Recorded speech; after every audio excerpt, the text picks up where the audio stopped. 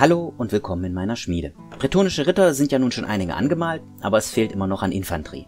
Bogenschützen und Landsknechte sind noch in Isopropanol eingelegt, also geht's erstmal an die Modelle, die bereits auf Farbe warten, nämlich meine Gralspilger.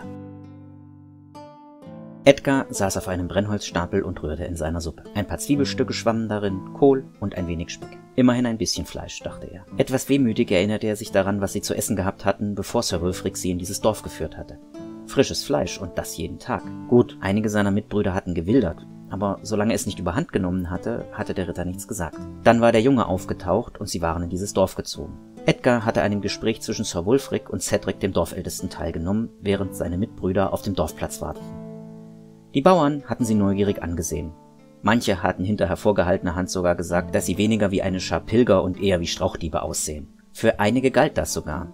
Edgar wusste, dass wenigstens einer oder zwei Wilderer gewesen waren. Das war der Gruppe in Fragen der Verpflegung aber mehr als nur zugute gekommen. In der Beratung beschlossen Cedric und Sir Wulfric, dass die äußeren Gebäude aufgegeben wurden.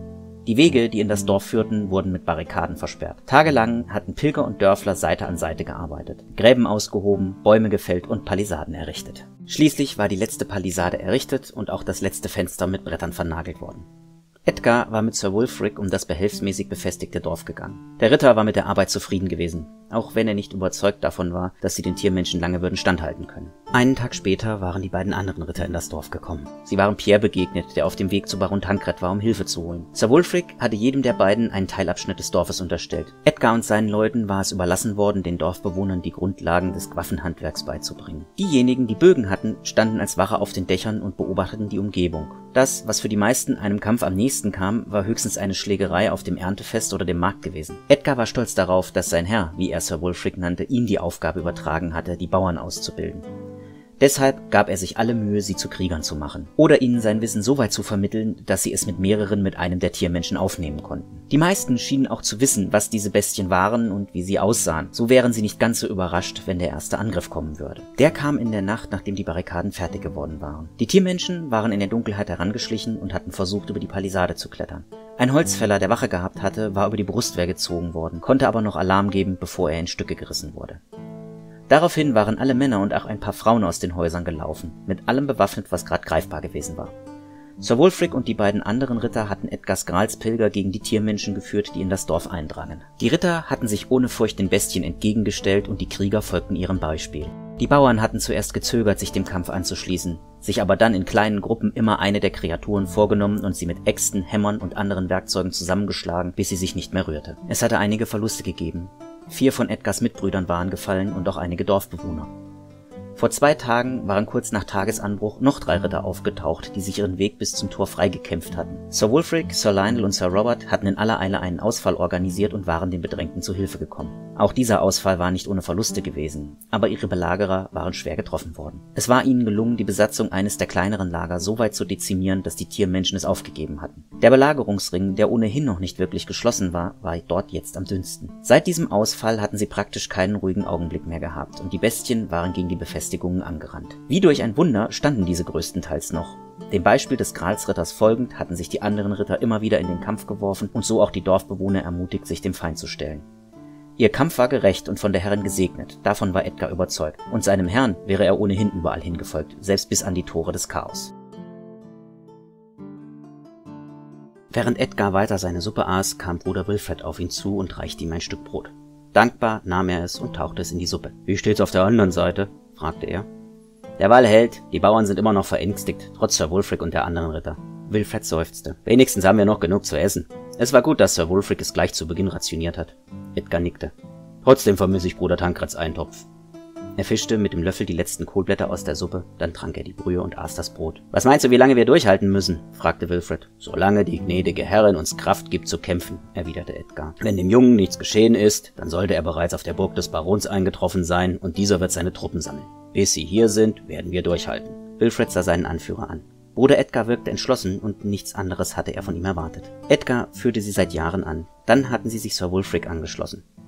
Manchmal war es schon fast ein beschauliches Leben gewesen, das sie führten. aber wenn der Ritter auszog, waren sie ihm gefolgt. Andere Gralsritter blickten oft mit Verachtung auf den Anhang aus Pilgern und das mit Recht. Aber Edgar war es gelungen, aus einem undisziplinierten Haufen eine schlagkräftige Truppe zu formen und so hatten sie sich Sir Wulfrics Respekt und Edgar dessen Vertrauen erworben. »Hat der Herr neue Anweisungen für uns?« fragte Edgar unvermittelt. »Nein, wir sollen weiter nach wie vor wachsam sein. Er sagte vorhin, ihm gefiele diese Ruhe nicht und auch nicht, dass seit gestern wieder mehr dieser Kreaturen angekommen sind.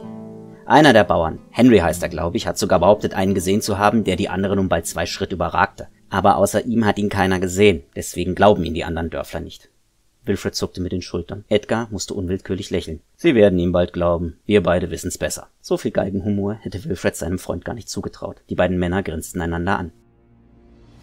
Plötzlich erhob sich Geschrei von der Palisade.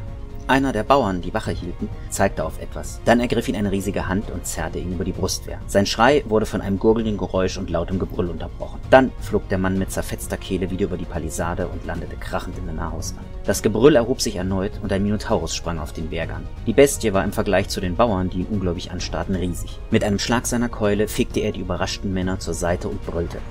»Los, Wilfred, hol die anderen und schlag Alarm!« befahl Edgar, der seine Schüssel wegwarf und nach Schild und Schwert griff. Ohne nachzudenken rannte er auf die Barrikade zu. Noch versperrte der Minotaur aufgrund seiner Größe und der kreisenden Keule den Weg, aber sobald er auf dem Wehrgang allein wäre, würde sich eine Flut ins Dorf ergießen. Aus dem Augenwinkel nahm Edgar wahr, dass aus den Häusern links und rechts Bauern gerannt kamen. Sie hatten sich mit Mistgabeln bewaffnet, die sie wie Speere einsetzten.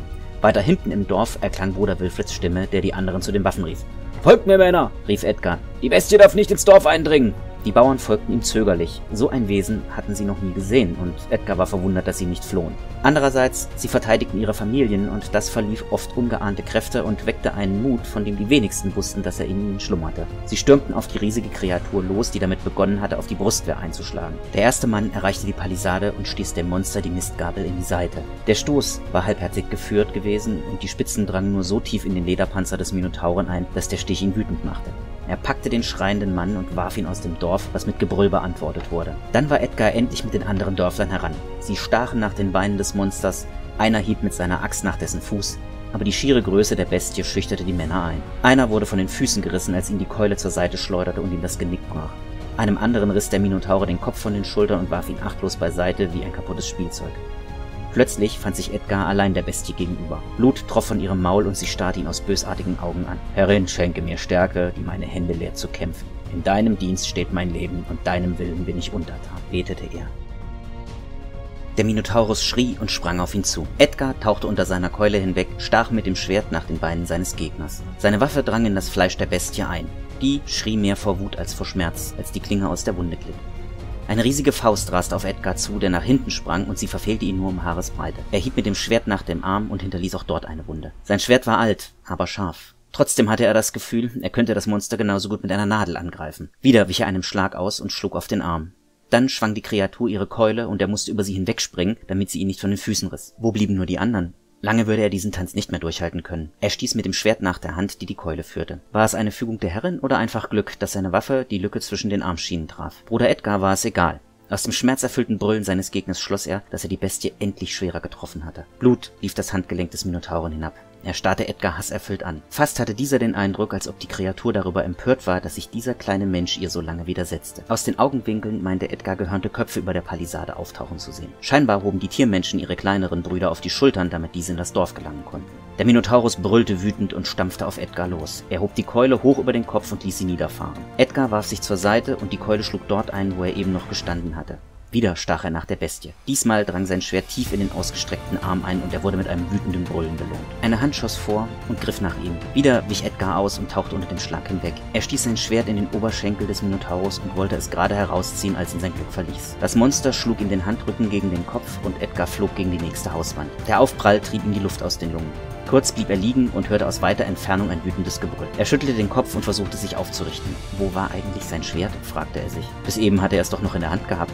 Und woher kam dieses Brüllen? Dann fiel ein Schatten auf ihn und sein Blick klärte sich etwas. Vor ihm stand der Minotaurus und richtete sich zur vollen Größe auf. Die Bestie brüllte und hob ihre Keule. Edgar konnte sie nur anstarren. Unfähig, sich zu bewegen, wartete er auf das Unausweichliche. Jetzt sah er auch, wo sein Schwert war. Es ragte aus dem Oberschenkel seines Gegners und in rhythmischen Intervallen schoss Blut aus der Wunde. Edgar schloss die Augen und wartete auf den Schlag. Es fühlte sich an wie eine Ewigkeit, aber nichts geschah. Aus dem Dorf ertönte Geschrei. Er öffnete die Augen und Sir Wulfric stürmte, gefolgt von den anderen Rittern und Kriegern, die kleine Straße hinab. Der Minotaurus zögerte, schnaubte und wandte sich dann zur Flucht. Sein linkes Bein nachziehend versuchte er die Palisade zu erreichen. Ihm war klar geworden, dass ihn die schiere Masse der Menschen überwältigen würde. Edgar blickte ihm nach und konnte sehen, wie einige der kleineren Tiermenschen über die Brustwehr stiegen, es sich aber schnell anders überlegten, als sie den Minotauren verfolgt von einer Schar Menschen auf sich zurennen sahen. Die Bestie hatte die Barrikade gerade erreicht und machte sich daran, über sie hinwegzusteigen, als ihr Bein nachgab und sie zur Seite fiel. Die massige Kreatur versuchte sich aufzurichten, als Sir Wulfric und die anderen sie erreichten. Der alte Ritter rammte sein Schwert in den Hals des Monsters, dessen letzter verzweifelter Wutschrei in einem Röcheln verstummte. Edgar erkannte Sir Robert und Sir Lionel, die jetzt die Verteidigung organisierten und die wenigen Tiermenschen niedermachten, die sich noch auf der Brustwehr befanden. Sein Blick trübte sich bereits wieder, als Sir Wulfric auf ihn zukam. Der alte Ritter blieb vor ihm stehen und sah auf ihn herab. »Ja«, brachte Edgar mühevoll hervor. »Mein Freund, es war sehr mutig, sich alleine dem Minotaurus zu stellen«, sagte Sir Wulfric. »Danke, Herr. Mutig, aber dumm«, kam es von dem Ritter. Edgar starrte seinen Herrn ungläubig an. Dieser blickte streng auf ihn herab. »Eine Dummheit, für die es nur eine Strafe geben kann«, fügte er freundlich hinzu und legte Edgar die Hand auf die Schulter. »Sir Lionel, Sir Robert, helft dem Mann auf.« Die beiden Angesprochenen gingen auf Edgar zu. Sir Lionel versuchte ein Grinsen zu unterdrücken, blieb aber erfolglos, während Sir Robert keine Miene verzog. Die beiden Ritter halfen Edgar auf die Knie, während Sir Wulfric langsam sein Schwert zog. Damit endet wieder eine Geschichte aus Bretonnia und die Gralspilger sind auch fertig. Wenn euch das Video gefallen hat, dann lasst mir einen Like oder Kommentar da, teilt das Video oder läutet die Glocke. Eben alles, was ihr so von YouTube kennt, und bis bald in meiner Schmiede.